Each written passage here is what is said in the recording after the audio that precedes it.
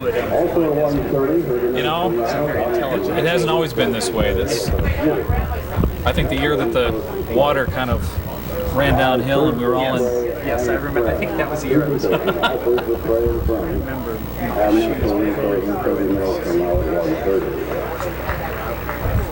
Stand by. And in 5. Well, it's Saturday at the Great Geauga County Fair, and on GTV that means we have time to spend talking with the politicians, both statewide and local, and we're standing here with Richard Cordray, our current Attorney General for the state of Ohio. Welcome to the Great Geauga County Fair. Glad to be here. Where'd you come in from today? I was in Euclid for a parade, and then I'll be up to Willoughby for a pig roast. So the county fair is a nice stop in between. Have you been to the fair before? I've been here several times, yes. It's one of the best in the state of Ohio. I think you would probably agree with me on that. I love coming here. There's always lots of people. I just heard a barbershop quartet. Just feels like I got a slice of everything that's good about Ohio. So you're seeking re-election for the Ohio state of Ohio Attorney General. Tell us about your campaign. We're running a tough campaign. It's a difficult electorate in some ways this year because people are anxious about the economic situation and uncertain about the future.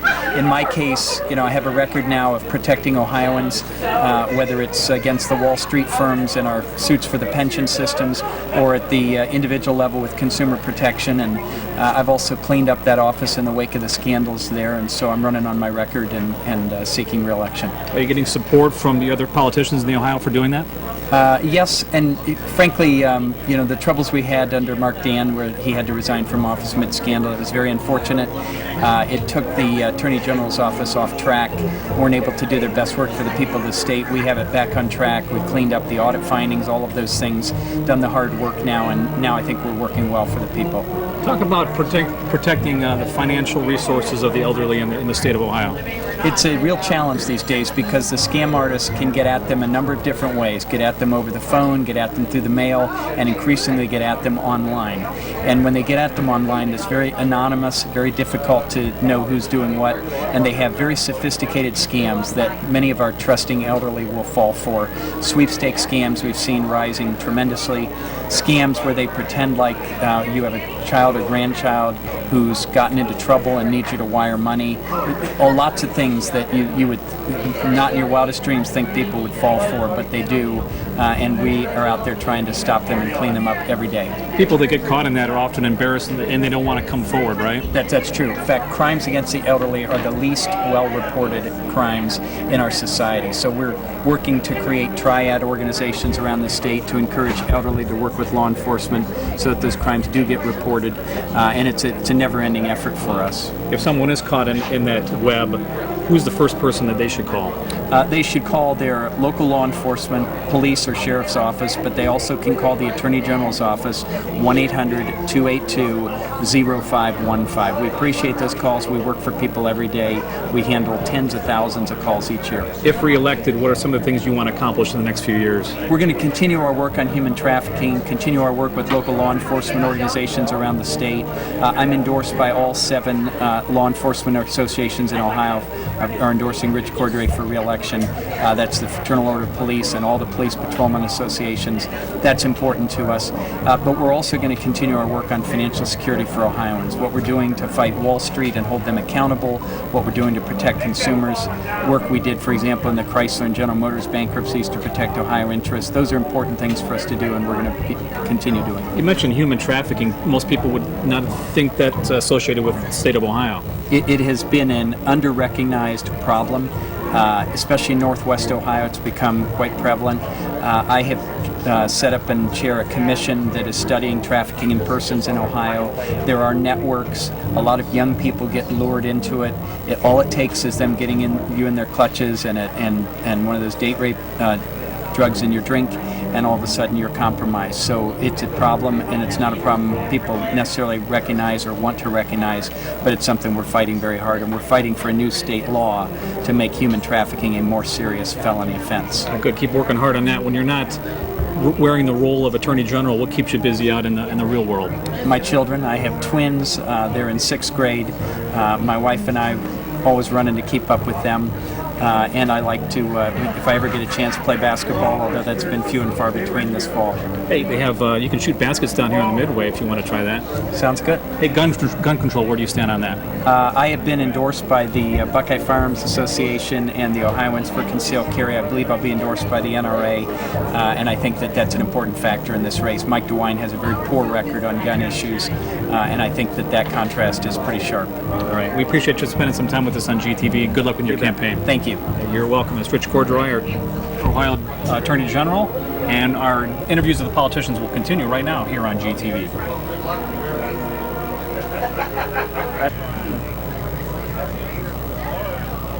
We've made our way over to the Republican tent, and I'm standing here with Nancy MacArthur, who is a member of City Council of Chardon. Welcome to the Great Geauga County Fair. Nice to see you. Thanks, it's great to be here. What are you doing down here today, and what do you hope to accomplish?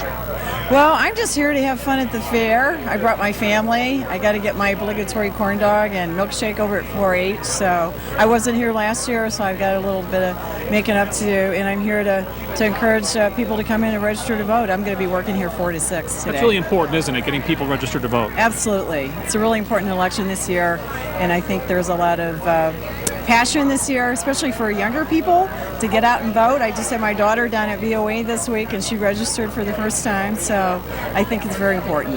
Let's talk about the city of Chardon and some of the changes taking place there.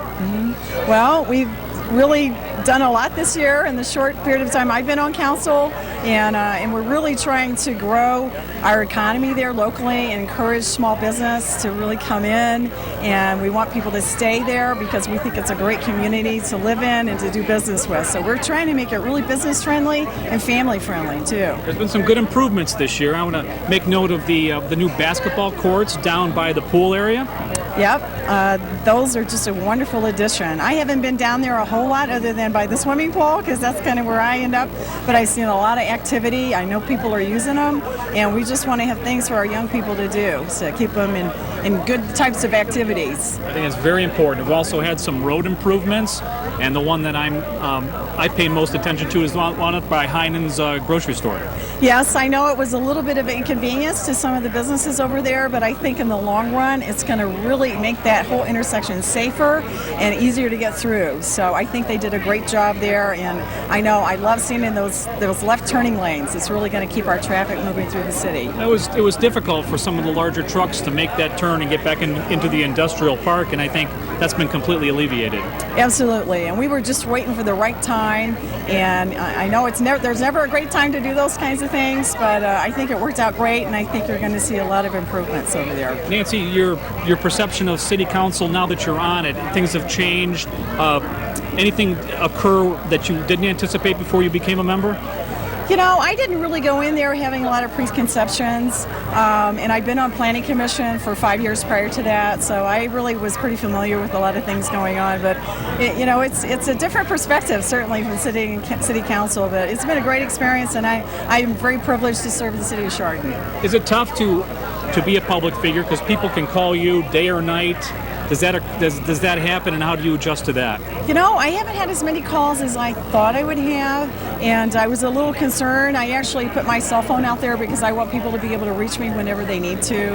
And so, you know what? I really have no complaints about being on council. I think it's a great privilege, like I said, to serve, and it's a wonderful community to live in. So I'm really happy to be where I am. Keep up your good work on the city council. Thanks a lot. You're welcome. Nancy MacArthur doing a great job. City of Chardon. Ed Kaminsky's coming up. Come on, Ed. Come on. Ed, come on over here.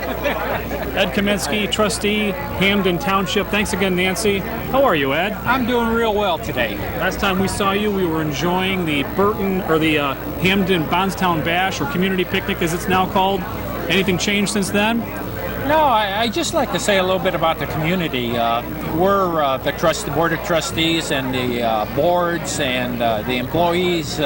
We really have a nice situation there where everybody works together. And the residents of the township have been very supportive of the township trustees. So it's a nice situation. I'm totally enjoying it. That's good. What do you like to do down here at the fair, Ed? Oh, of course, the food is always an attraction, and you just can't get by that once you smell it. You know, there's a lot of new food here this year. I don't know if you've noticed. Have you been up and down the Midway? Just a little bit. I got my normal gyro, and my wife always likes the chicken pitas. Chicken pitas, all kinds of stuff, walking tacos, great barbecue out there, and it's delicious. Now, we've had a little bit of rain today, but things are clearing up, I think, so far, right, Ed? Yeah, it's getting quite a bit nicer out here now. It stopped raining and might even warm up if we're lucky. But this is good fair weather at any rate. You going to spend some time at any of the sales, the livestock sales today? We haven't decided exactly where we're going to spend our time yet today. We kind of take it as it comes. You think sometimes we forget how lucky we are to live in a county that has the sort of fair that we experience? Oh, we're some of the luckiest people in the world. This Geauga County is just a wonderful place to live. It's safe.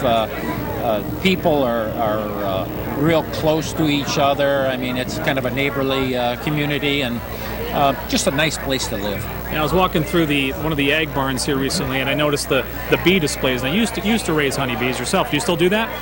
No, I've given that up for a number of years now, but I had a lot of enjoyment from being a beekeeper.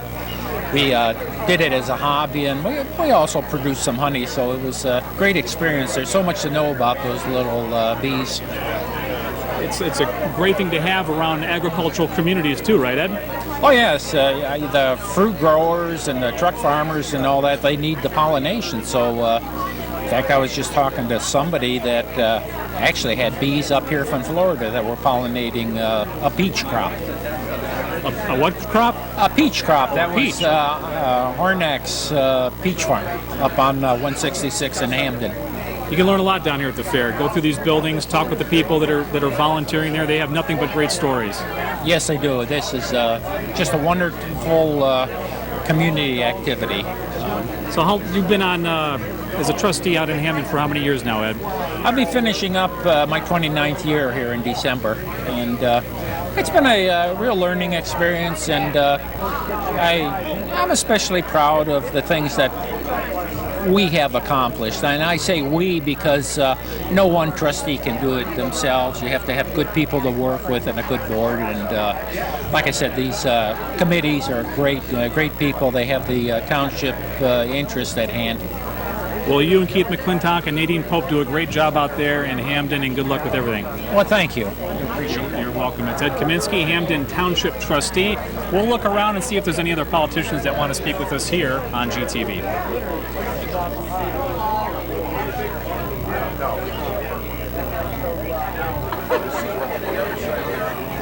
Dave Fury is a judge in the Court of Common Pleas and also one of the most active judges I've ever seen out there athletically, Dave. You're either running or riding or bike, just really staying active. It's a hobby of mine, and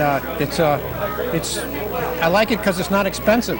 Not expensive, and it's really good for you, too. Yeah, it's that. Good way to start the day before you get into a bunch of legal stuff. Yeah, a lot of people think you get tired out by running or biking in the morning, but I find it just the other way around. It energizes you. Tell us about your current position in the Court of Common Pleas and what you hope to accomplish in the years ahead. Well, I'm in my first term, and last year my first term, so I'm up for election this November, and I think I've had a good run of it. I've been busy. The Common Pleas Court's been busy.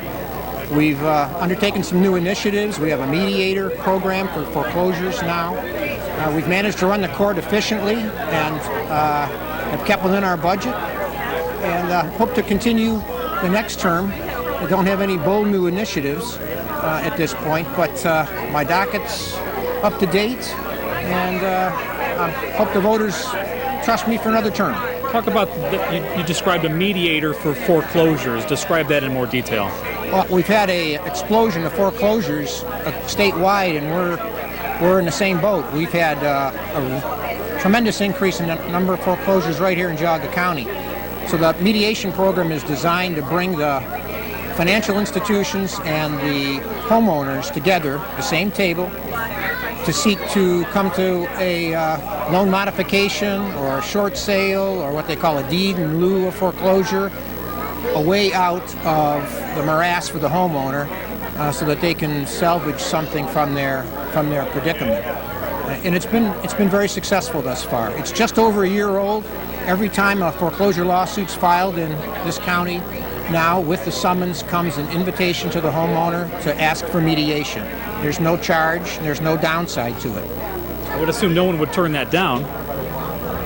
Now, interestingly, there are some people who may have vacated their home that they do. They just decide to walk away and let it go to sale. But that's the exception. Most people do ask for mediation. I should add that the Geauga County Bar Association has stepped up to the plate, and many of their members have volunteered to serve as advisors to the homeowners to help them through the process, not as their lawyer, but just to give them information and feedback on what's happening in the process. Well, that's terrific news. The unfortunate part is you had to come up with a mediator to handle the sheer number of foreclosures that the county is presented with, but it sounds like you're on the right track there. Anything else going on with your office? No, we've had pretty steady numbers in our other types of cases. Of course, our jurisdiction covers anything from workers' compensation to domestic. Sadly, criminal cases are up a little bit, but we're staying ahead of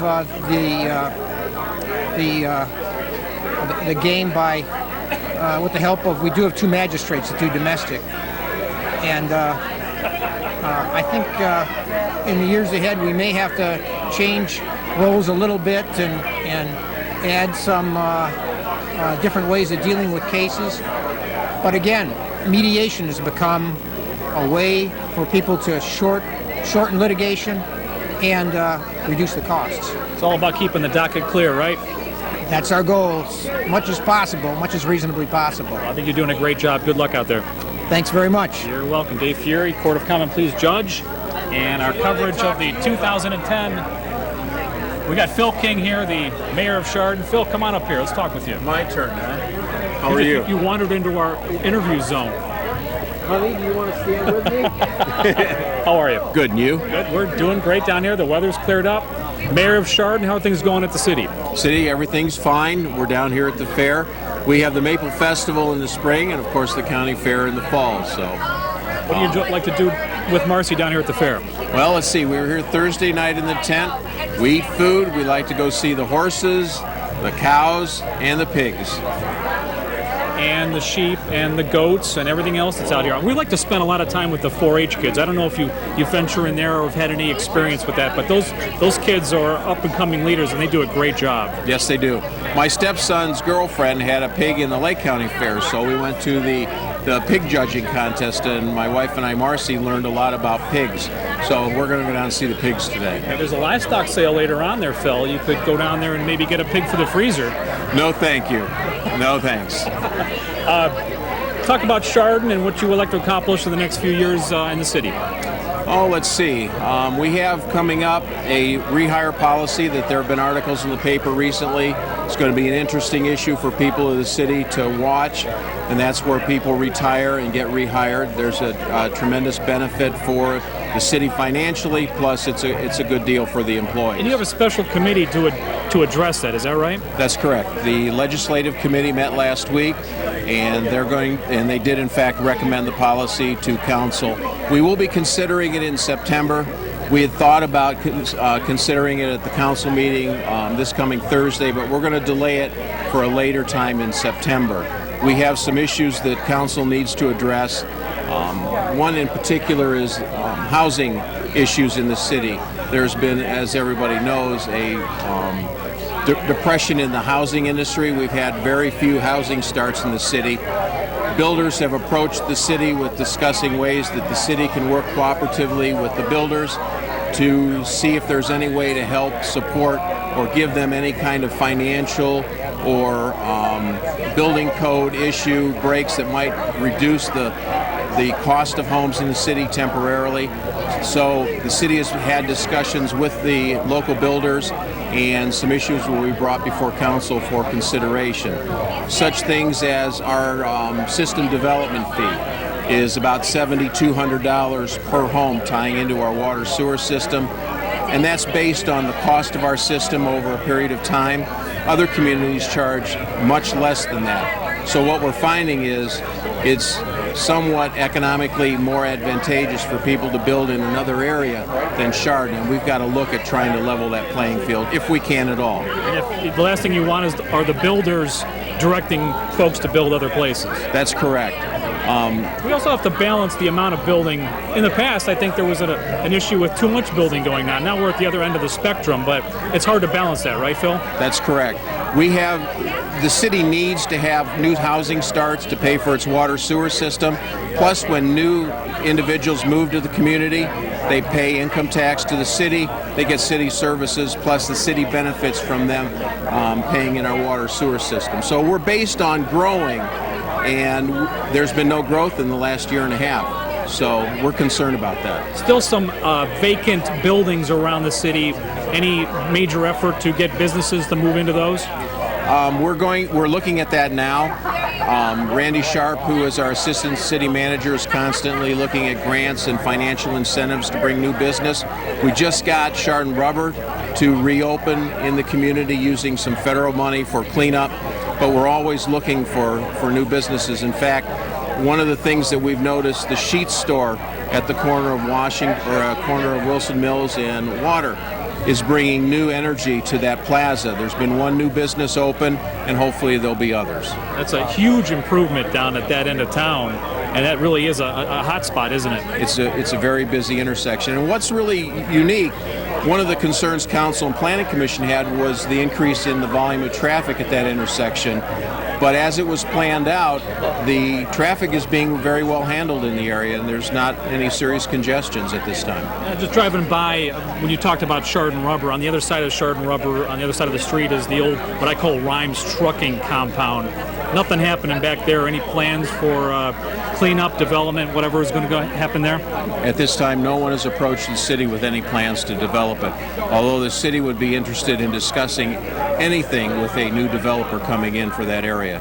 It does need to be improved. You guys do a good job of listening, and when I hear that you're talking with the builders and getting their input, and maybe we'll make concessions, that could be really beneficial for the entire city. We're hoping it's beneficial for everybody. Very good. Thanks for spending some time with us on GTV. Go enjoy the fair with Marcy. And you guys have a good time, too. We're going to try, Phil. Take care. Thank you. That's Phil King, Mayor of City of Chardon. Thanks, Phil. And we're going to look around and see if we can speak with anybody else. We're still waiting for John Kasich and Mary Taylor to arrive here at the Republican tent.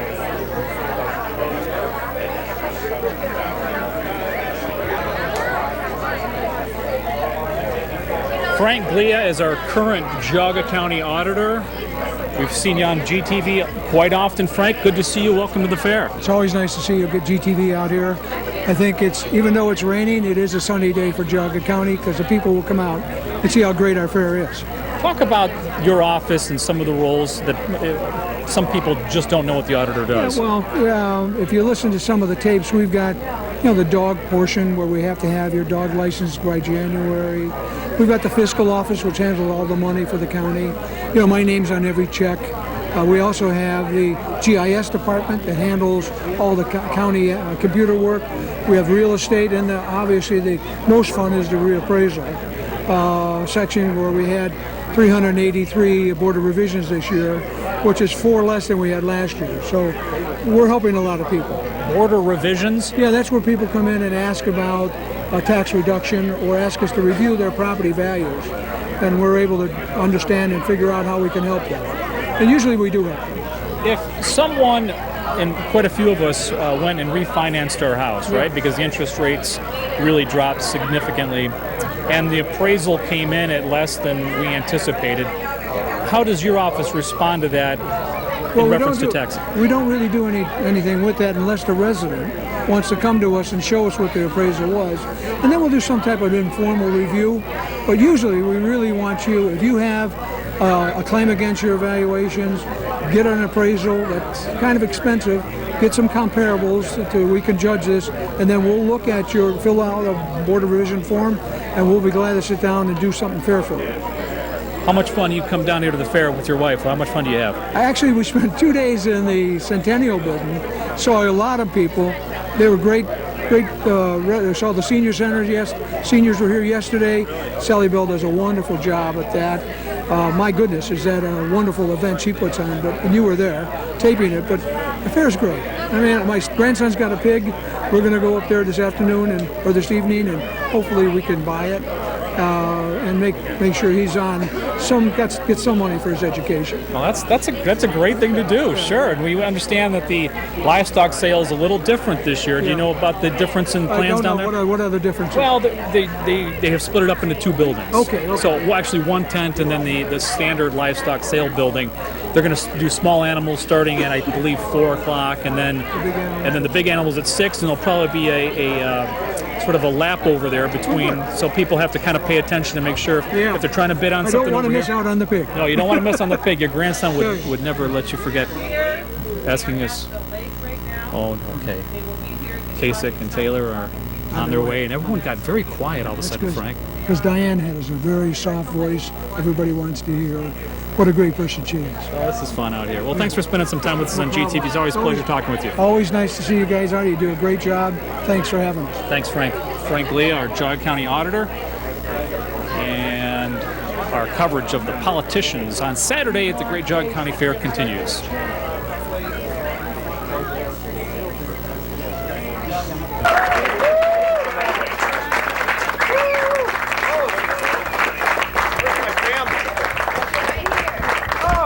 Ladies and gentlemen, the man who's going to help get government out of our way here in the state of Ohio so that we can recover ourselves and provide the jobs and the work that needs to put Ohio back where it was before the current man who's in that governorship is. Thank you.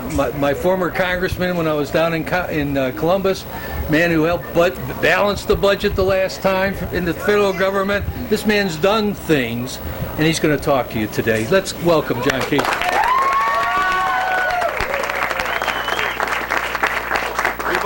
You've already heard from Mary, right? How'd she do? I would have been here, but I had to eat a sausage. So, and I wanted the sauerkraut pierogies. Do they have any on the fairgrounds? Sauerkraut pierogies. Where? Because I want to go find it. Reagan was right, wasn't he?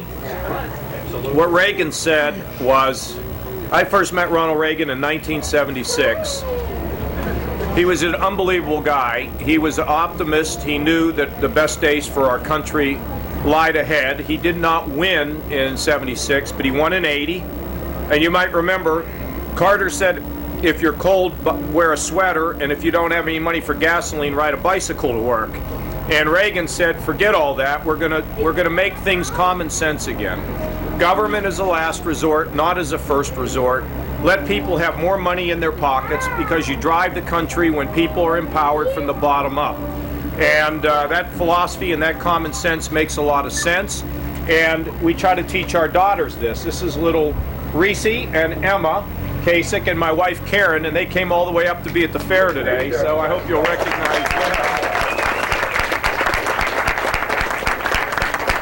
And Mary just was in the Akron Beacon Journal with an editorial talking about how we can improve the lottery in this state by putting some common sense business initiatives in there.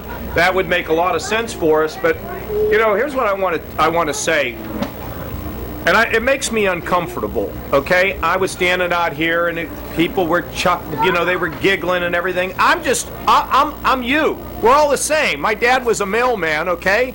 I really represent a lot of what our parents told us about on the American dream. Work hard, study, nobody gets in your way. When people tell you no, don't take no for an answer.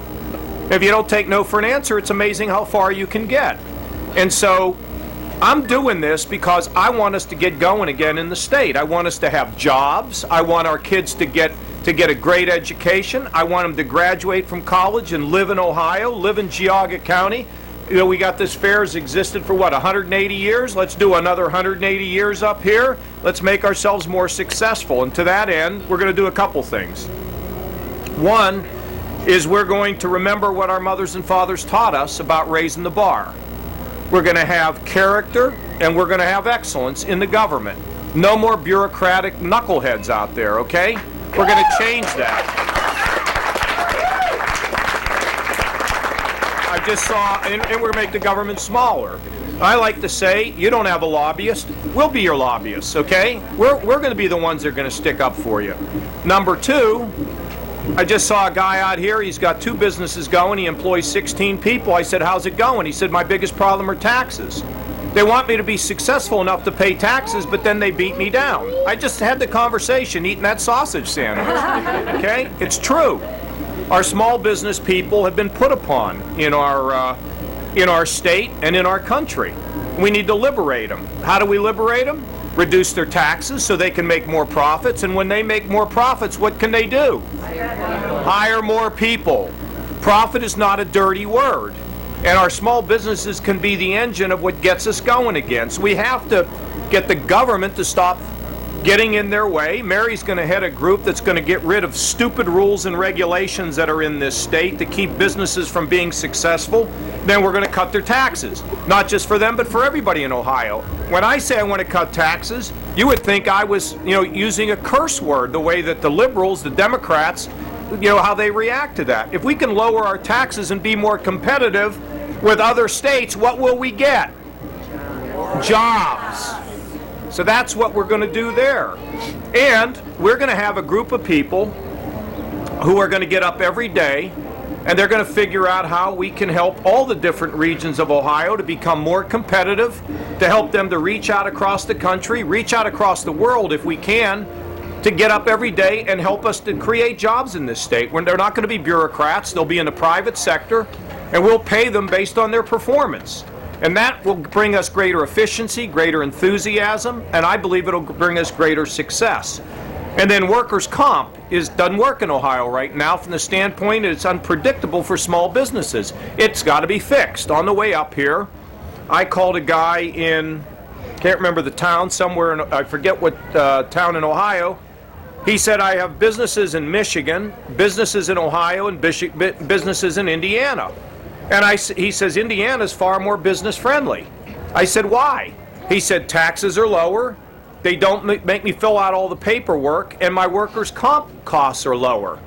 I said, well, we're going to be Indiana on steroids here in Ohio, okay? We're going to get it going. And we're seeing a lot of kids here today. I do believe in school vouchers, and I do believe in charter schools, but I also believe that in the public schools where I was educated, you must get the dollars in the classroom, not into overhead bureaucracy, red tape, and buildings. Okay? That doesn't work. Get it into instruction. That way the teachers have the power, and the teachers have the tools, and they can educate our kids. Folks, if we can have people in our government here in Ohio who understand business, if we can create a business environment, if we can retrain our workers without all the bureaucracy, if we can limit all this crazy government spending that doesn't respect all of us as taxpayers, and we can get ourselves in a better position there, we'll sell Ohio and we'll be fine. But there's a couple other issues that matter. One of the issues is we could be a role model for the rest of the country. If we can get this done, get elected, and get this done. Now, I want to tell you something, and I want to stick with you. I'd rather not be elected than get elected and fail in this. I don't need another political job. Okay, I've been to all the rodeos a guy could ever want to go to. I'm doing this because of all of us, and going to put a team together made of us to get these things done. We can really have a big influence on the rest of the country. And secondly, I think we all have to think about how we want more character, more integrity, more of us to stand up and move the needle to make the world a little bit of a better place. And I think through the campaign, and then after the campaign, it can change all of us to make us better, stronger, have more courage, have more character, and make a big difference in the way the world works. And I think that's worth it, don't you? I think it's worth it to stand up and stand for something, to be excited about life. So we don't have to tell people, keep working till election day. I swear people are going to, blow the roof off the places where they're working, because people are excited and they want to make a difference. But we must deliver when it's over. We all have to deliver. Now, do you all know how to drive to Columbus? Okay. I suspect that everything I say, there's nobody going to disagree with. Well, except the people in power. But most people aren't going to disagree with this. But when time comes to do these things, people have vested interests. You understand what I mean by that? They don't like change, because if the change comes, it might disrupt them. We may have to march a few times to get this stuff done. So we've had a lot of gatherings, Tea Party, marches in Washington, all these things. We may have to have a few in Columbus. And you're going to have to show up. Now, I hope you will all get on our website, KASICforohio.com. This morning, we released a brand new Lady Gaga video. No, we didn't. But if you stay connected to the website, it will tell you what we're doing. Did it announce today that we were going to be at the fair? Do you know, Mary? Does anybody know? Did it say we were going to be here? Fantastic. But see, what that is a way for you to also communicate back to us. We have a website called FixOhio.com. We've had a couple thousand people send us their ideas. We look at them all the time. This is not you and us. This is going to be all of us. And we got to stay connected through the election for the next 4 years so we get this done, so we can have the good stuff happening around in our state again. And that's all I want to do. It's all we want. I don't want any other jobs. Just let's get this done. So how about some polite applause for those remarks? Huh?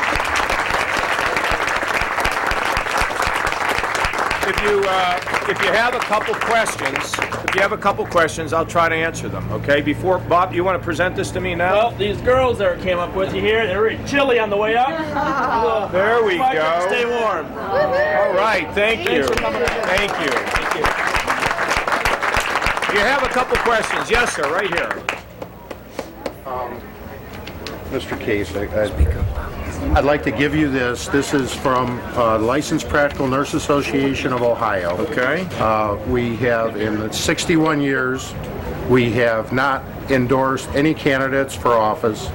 We had a board meeting yesterday. This just gives me the chills. And we have decided to endorse the Kasich-Taylor campaign.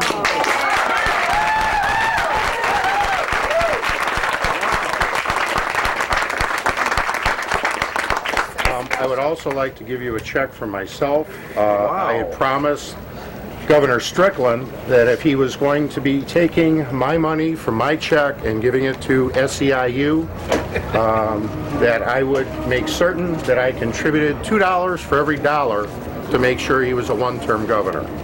And that check represents my commitment to that.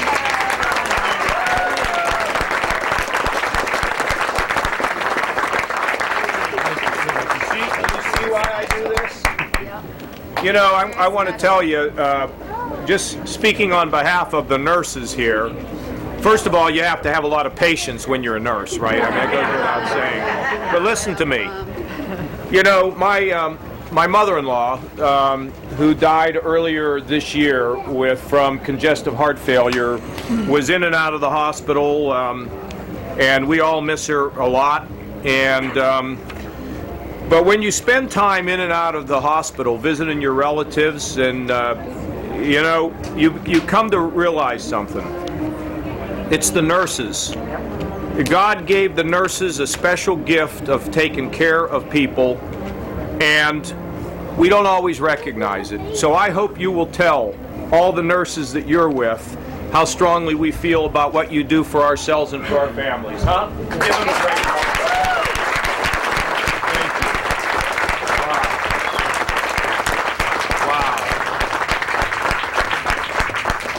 Sort of overwhelming. Yes, sir, right here. Can I ask you a tough question? You can ask me whatever you want. I'm not saying I'm going to answer. That's fair enough. What is your stance on traditional marriage? Because we passed that law in the state here, and we're going to get a lot of pressure, I think, from the feds. No, I believe that marriage is between a man and a woman. I mean, it's just that simple. And look, if you want to know a little bit, and I never talk about this out on the trail, but if you really want to know a little bit about how I think about things, I've written 3 books, but the last book that I wrote, I'm very excited about, and I'd like to tell you about it. in 1987, my parents were killed by a drunk driver. And as a kid, I was always sort of in and out of church and all that, but I drifted away. And when my parents were killed, I had a minister ask me where I was vis-a-vis my eternal destiny, and I didn't have a very good answer. So I started doing my own personal investigation as to whether I thought God existed. And then if he existed, could I be his buddy and would he be mine? And then I talked to a group of my friends, none of them holy rollers, about doing the same thing. And we've met every other Monday for over 20 years to discuss Old Testament, New Testament, and all the challenges of life. And the book is called Every Other Monday, and this book is going to be translated into Russian and be published, 5,000 copies sold in Russia. And that book will tell you a lot about how I think about lots of different. It's not political, it's about faith. And I'm a big believer in the do's, not the don'ts. But there's just some things that I think are kind of seminal, and that's one of them for me. So glad you asked the question, and no secrets for anybody. I don't want to discriminate against anybody, okay? And there's a point though where I just can't go along. All right. What else? Yes, ma'am. Do you think Ohio will join other states in being exempt from national health care mandates? Here's the thing. I talked to Mike DeWine, who's running for Attorney General, and Mike would be a great Attorney General. And Mike is prepared day one to join the lawsuit of the other states to make sure that we have maximum freedom. And you should remember that when we get to November 2nd, when we get to September 28th. And the early voting starts. Ma'am, yeah, I think that is not a workable bill, a workable law, and we should repeal that. But I also believe we need to replace it, because if you get sick, you shouldn't lose your home because you're sick. We got to protect people against pre-existing conditions. We should allow the insurance companies to compete across state lines so they can offer us more choice at lower prices.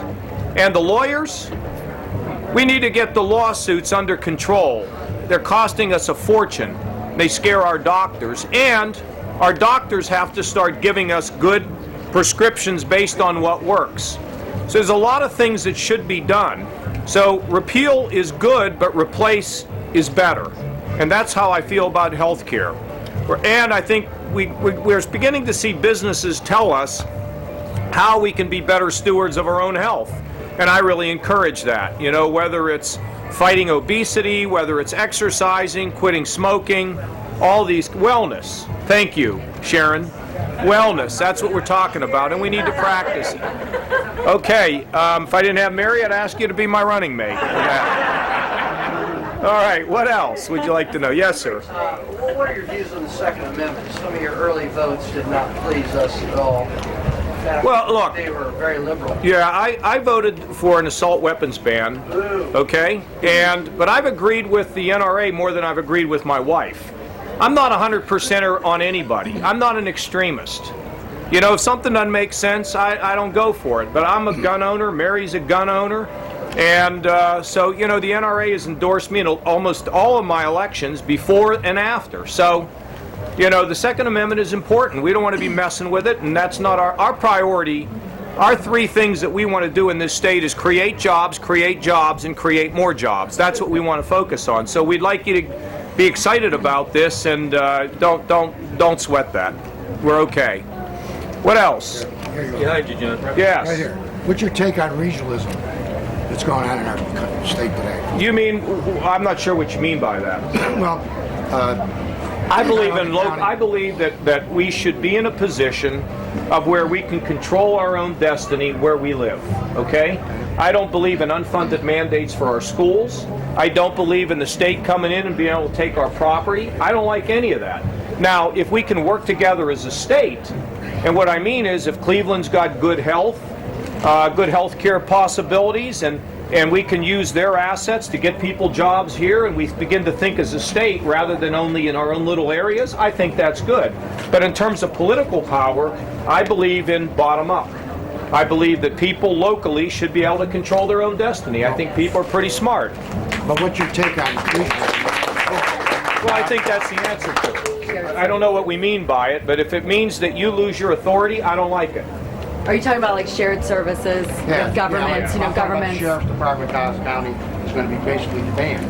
There's going to be what? They're going to be disbanded with the regionalism system. No, we're not for doing that. We want we're not for share doing. We're not. services We're, across no, government. we're not for taking away the police department in Geauga. No, that's The Sheriff's the Department. sheriff. Don't tell the sheriff where he's going to be sheriff for a long time if he's doing a good job. Yes, sir. The estate tax should be repealed. The estate tax should be killed because, you could die one year and go to the undertaker and have to visit the IRS and the Ohio Tax Authority all at the same time. We're one of very few states that has a death tax. And if you want to meet a rich, charitable giving, job creating, successful Ohioan, you know where you go? Florida. Yeah. We have to stop it. The death tax has to go. All these things over time, they don't happen overnight, but we know what our goal is, and that direction will improve every time we improve things, the economy will improve. And that's what we have to do. Yes, sir. John, how do you feel on open records as far as getting government records? I know a lot of times people make government record requests and they're stymied. How do I feel about open records? I'm for open records whenever it makes sense. Yeah, I don't. Our tax dollars are going. Yeah, I think that's right. I think we should, but I don't know all that open records means. If it's you determining where your tax dollars go, fine. I want to know that too. Right. Okay. So I'm basically for openness, but there's probably cases where it shouldn't be open. Right. And I'm a common sense guy. Where it makes sense, we should have it. Where it's extreme, but I'd have to think about it. Okay? Yes, sir. Right here. Could you address the issue of abortion? I'm pro-life. I've been pro-life all of my career. Yes. What's she gonna have when she comes out? I don't want her to. You're going to Ohio University this year? A sophomore at OU? Yeah. What are you taking? Journalism. Oh, journalism.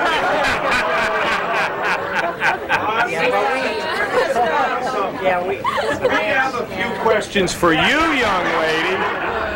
Hey, I don't know whether you know this or not. You're in journalism? I was a huge television star at Fox News. Did you know that? Well, what we need to be able to do is to get some things moving here and moving quickly so we have some exciting jobs in Ohio so she doesn't need to leave. That is exactly our goal. We don't want to have her have to go to Austin, Texas or somewhere else. If we can get things moving here in the next couple years, and I think we can move the needle within the first year, then there's going to be excitement and it will be good. And my entire staff, I think, went to Ohio University. So Maybe you can get somebody you can hire. Yeah, you never know. You never know, and you'll be graduating soon. So, and by the way, just not kidding about hiring. If some of you might want to go and work in the government for a year or so, you should let us know. If we win, I don't want to. We're not presuming anything. It's going to be a very ugly 59 days. You understand, everything that has been said in the campaign from the other side has been an attack on me. How do you like my commercials and Mary's commercials, huh? Do you like what you see? They're positive. Okay? Stay with us through this whole thing. But we have to make the state exciting because that solves so many of our problems. It solves problems for our hospitals, our schools. As we get more business, we have more revenue, we got more money. A rising tide lifts all boats. And that's what we intend to do. Yes, sir. Your thoughts on collective bargaining? Well, I think we should have collective bargaining, but I think we have to look at it to make sure that we're not, that what we have is balanced. But we're not going to repeal that. We just have to make sure that the public is going to be served by those laws, and do they make sense? It'll be looked at, but it's not going to be repealed. And by the way, are you with the Pepper Pike Fire Department? Yes. And do you all know why firemen wear red suspenders? Huh? Keep their pants up. All right, girls? Okay. Yes. One question, John. Education, right now that's funded by property tax. Do you have any views on how education should be funded in the future, whether it's by that or... Well, I think that, first of all, if you take away the local funding of schools, you will lose your authority. Do you want that? No. Okay, so he who has the gold makes the rules. Right. The state should be matching based on wealth so that every student has a fair chance to get a good education. You can do it with property taxes, you can put in local income taxes. I don't know any other taxes that you'd want to put on there, but the local people have got to fund their schools. Now, the problem is, let me see if I can, and I try to tell crowds about this, and I don't get the reaction I think I should get, but let me try it on with you. Ohio is 47th in the country in putting dollars into the classroom. We are ninth in the country in putting dollars into overhead, red tape, administration, and buildings. The key to our schools is to repeal the unfunded mandates, and secondly, to make sure we get dollars in the classroom and not into bureaucracy. And that way we can have more effective and more efficient schools. And schools should be working with other schools and communities like your towns and your cities to share services. Buy your supplies, coordinate your transportation. All these kind of things should happen, and that will alleviate some of the pressure that's on you. But to just say we're going to let the state fund everything, I don't think is a good idea. Yes, ma'am. About our water, how are we going to protect our water? No, but our water here in Ohio, not You mean Lake Erie? keeping it here.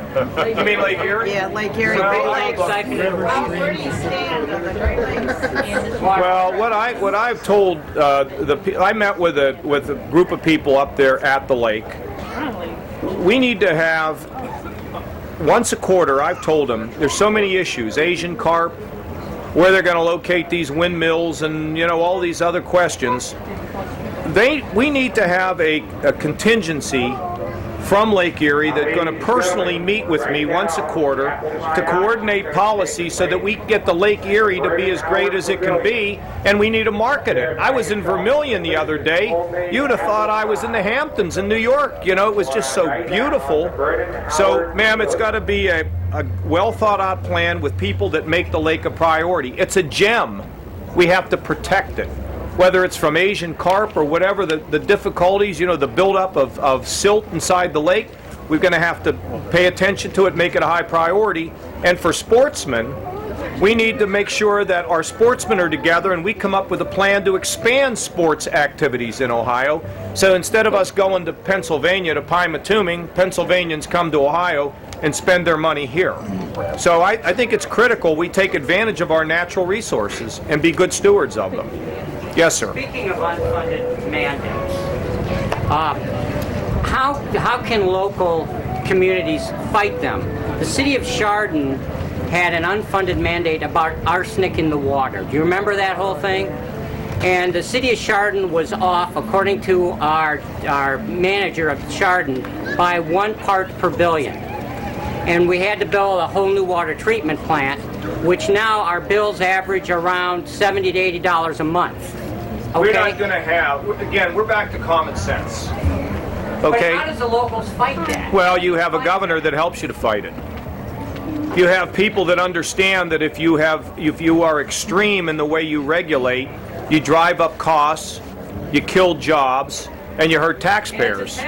So nobody wants anything bad. The health and safety is critical, but not health and safety that is extreme, dictated by somebody that's not using common sense. So we'll help you. Yeah, I never saw the science behind that anyways to begin with. I never quite understood that whole thing. It's 1 part per billion, that's 1 second in 32 years.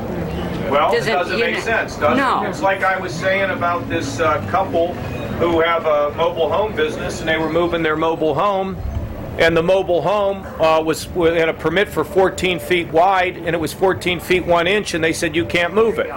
Okay, Mary's gonna be in charge of repealing that. So if it doesn't go well, blame her. Okay? I'm gonna take one more, and then I'm gonna keep walking the fairgrounds. Do a little press. Pardon? E-check. What's your feelings on e-check? How do we make sure? Because what about it kind of goes back to common sense regulation. What is it? E-check is where we. You take it. Well, it kind of goes back to just common sense regulation and making sure that Ohio, first of all, doesn't have rules that are more stringent than what the federal government has, and it's standing up for Ohio in common sense where initiatives don't make sense. E-check is a big issue. in this part of the state, Summit County. You guys have e-check in Geauga County, right? Yeah. I mean, it's a huge issue. It's not so much in Franklin. Well, That's because it's a boon. air quality they keep. Right. Oh, you mean we got to go? Right. And Franklin doesn't have it. Yeah. So it's common sense. It has to be common sense regulation. Well, first of all, I've gone through some of these. I've driven by these emission centers. I've never seen anybody working in there. I've never seen any cars in there. I don't know what the heck they're doing. We're not getting Yeah, charged. we'll look. We're going to have a person who's going to run the EPA that is going to have common sense. We're going to have an EPA, ma'am. Okay, but we're going to have somebody in the EPA that understands good science and common sense, sir. So, we go any longer, we'll have a Tea Party rally. Thank you all very much for coming. Okay.